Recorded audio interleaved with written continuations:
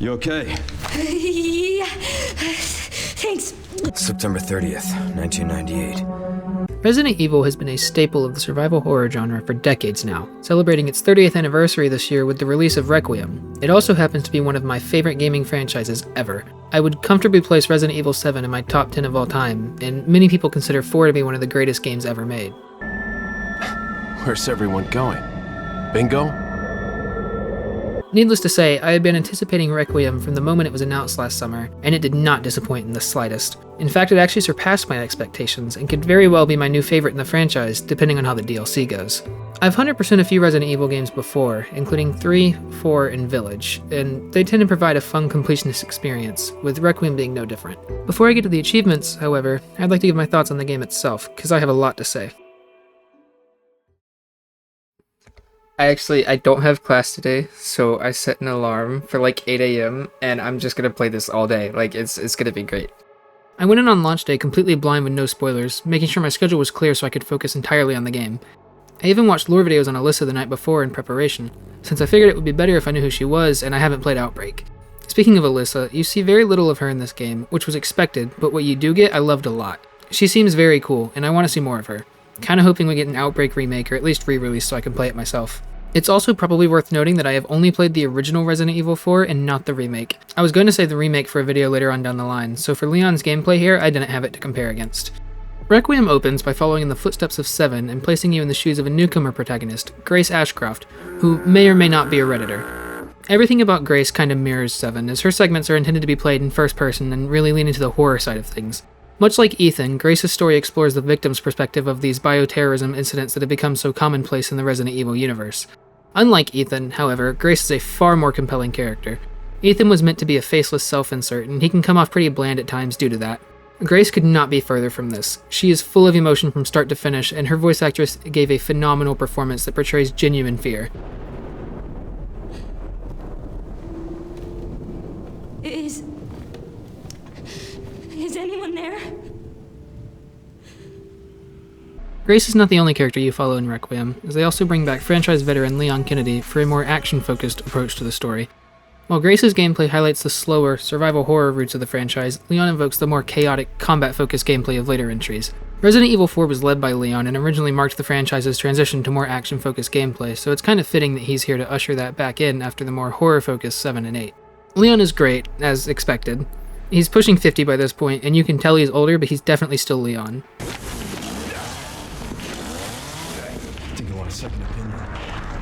The story regularly swaps between the two characters, kind of breaking up the pacing between the two gameplay styles.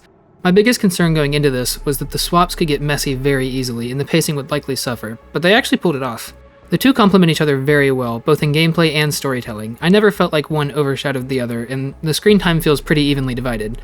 It is kind of funny though sometimes. You'll have moments where Grace is completely helpless, fearing for her life, and then you switch to Leon and he's off doing this.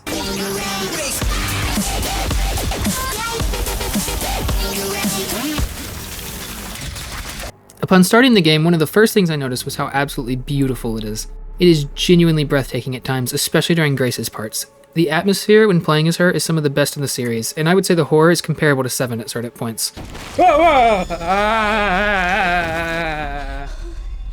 Okay.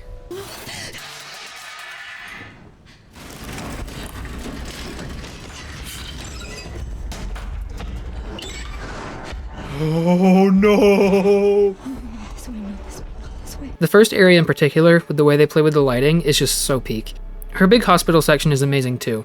On a first playthrough, wandering around the hallways while the zombies are still trying to go about their routines, almost like they're struggling to cling to their humanity, it's unsettlingly chaotic and I loved every second of it.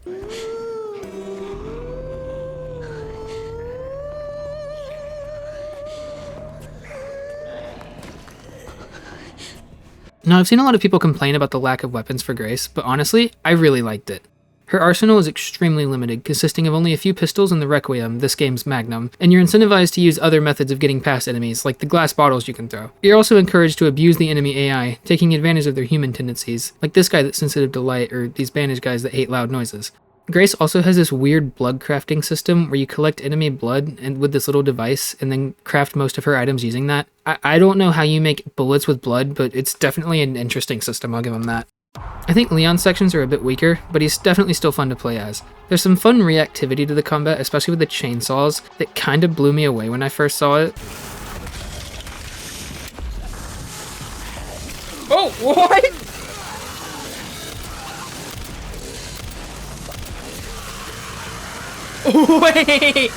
Wait, this is awesome! It's just there now?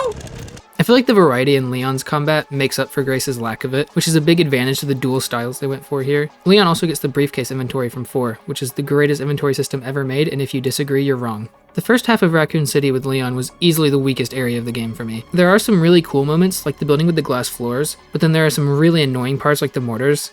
Overall, it just felt kind of tedious, though they did make up for it with the motorcycle. That whole sequence was pure Leon tomfoolery and it was amazing. Victor is actually really awesome as a villain. I was kind of hesitant about him from the trailers, but then I saw that cutscene on the street and I was like, okay, this guy might have aura.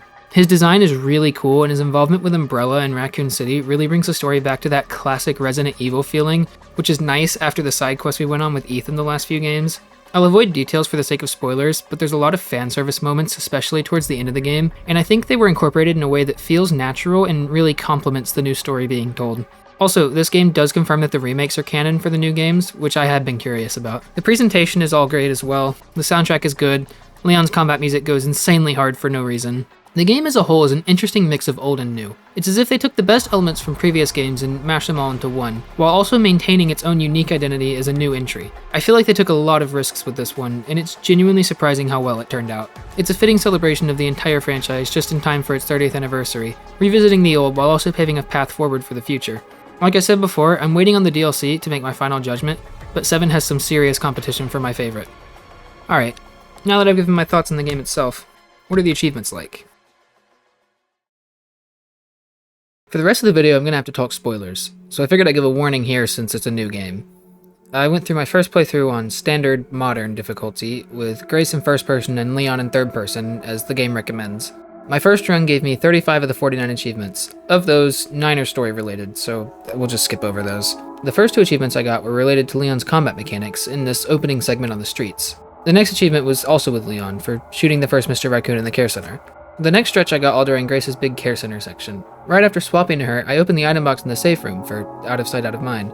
Science came from the blood analysis thing where you can research new crafting recipes. And then Fatal Dose was for getting a kill with the hemolytic injector. Killing this group in the hallway gave me bang for your buck. There's an achievement for crafting with blood for the first time, there's one for unlocking your first drawer, and then once you use 300 blood samples in crafting, there's one called Blood More Blood. If you haven't noticed, there's a bit of a recurring theme here. The last achievement I got with Grace for now was Deadly Duet, for killing both the Singer enemies, which I thought were a really cool enemy type, by the way. Coming back to the care center with Leon gave me one for upgrading a weapon, one for 3 of his hatchet finishers, and I also went and killed the chef for Order Up. Swapping back to Grace in the basement, I stunned the girl with Requiem, giving me my last achievement for this first part of the game. In Raccoon City, I got an achievement for buying something from the box for the first time, and I also got one for going around and opening all the BSAA crates. It was towards the end of this first part of Raccoon City where I hit 300 kills, giving me Seasoned Pro. And then on the motorcycle segment, you can shoot Victor to stop his rocket launcher attacks, giving you Road Rage if you do that.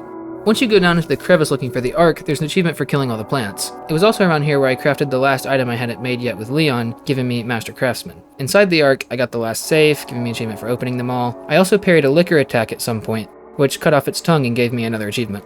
At the end of the game, when you're given the deciding choice for the ending, I saw pretty clearly what the intended option was and decided to go ahead and see the bad ending first.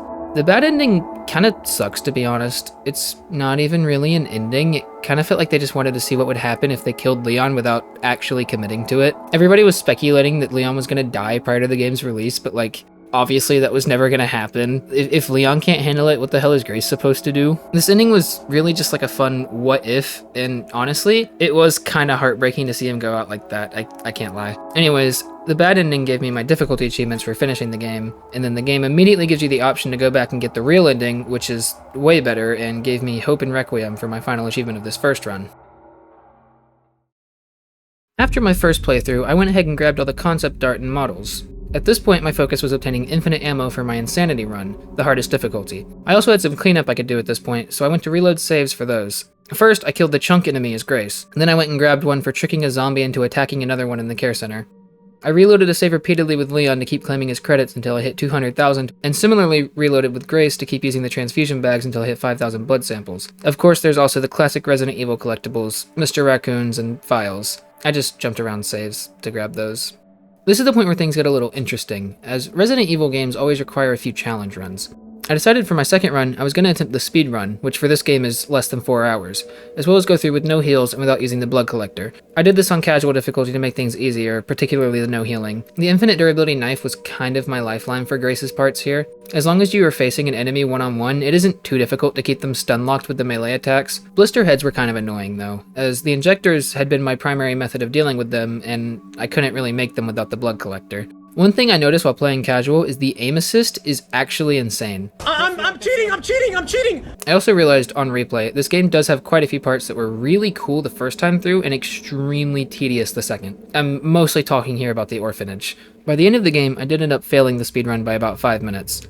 I wasted way too much time in the care center ensuring Grace had plenty of ammo that I never even ended up using. Honestly, I think it's more impressive how close I was, given how much time I wasted. I did successfully get through with no heals or blood collection though, and that gave me enough collection points to get infinite ammo for my final playthrough. My final run was on Insanity, the hardest difficulty. I also re-attempted the 4-hour speedrun here. To be honest, this was a bit more difficult than I expected. Infinite ammo does work on the Requiem, which is kinda broken, but the gun is only ever with one person at a time. Grace's auto pistol kinda makes up for it towards the end of the game after she gives it back, but Leon's earlier segments when he doesn't really have anything were kinda rough. That office fight took me way longer than I care to admit. Fortunately, deaths did not count against your endgame time, so I could take as long as I needed struggling through the more difficult encounters. That did lead to a lot of awkward pausing on my personal timer, however. Also, it was this run where I made up my mind that I hate the spider boss fight. It is stupidly awkward for no reason. Other than a handful of standout moments though, this run wasn't all that bad with the infinite ammo. Insanity follows from the standard classic difficulty option and uses ink ribbons to save, which was another achievement for me since I hadn't used any ink ribbons yet. This run also finished off my last 2 difficulty achievements, and, of course, with a time of 3.5 hours, I got Speed Demon as well, my last achievement of the game. So now that it's all over, what are my final thoughts on the 100%? I think it's definitely one of the easier Resident Evils. It's extremely straightforward, and you don't have to get an S rank or anything like some of the remakes. My speedrun did come kinda close, but I feel like it would be a lot faster on a lower difficulty where the enemies aren't as tanky. I also think it's one of the more fun Resident Evils to 100%, as the alternating characters really help keep the game from getting too stale. The only thing I think is missing with this game is bonus content. The Mercenaries achievements in Village were extremely frustrating, but they did provide something different to do, and I felt sufficiently accomplished upon finishing them. Mercenaries with Leon's combat in this game would go so hard. We do have confirmed DLC coming, so I will definitely be looking forward to that. As long as the DLC gives us something interesting, then I will gladly call this my new favorite game in the franchise. I want to thank everybody for watching, and feel free to subscribe. I make 100% videos like this, so if you liked it, why not? It has been a minute since my last upload. I've been a little busy, and I did try out a few video ideas that just didn't really work out. I'll try to be faster on the next one, I promise. One last thing before I go. At the end of the game, when Grace is calling Leon, you can actually see the number on her phone. Your call cannot be completed as dial. Please check the number and dial again, or dial 611 for customer assistance. Aww. Message, MO.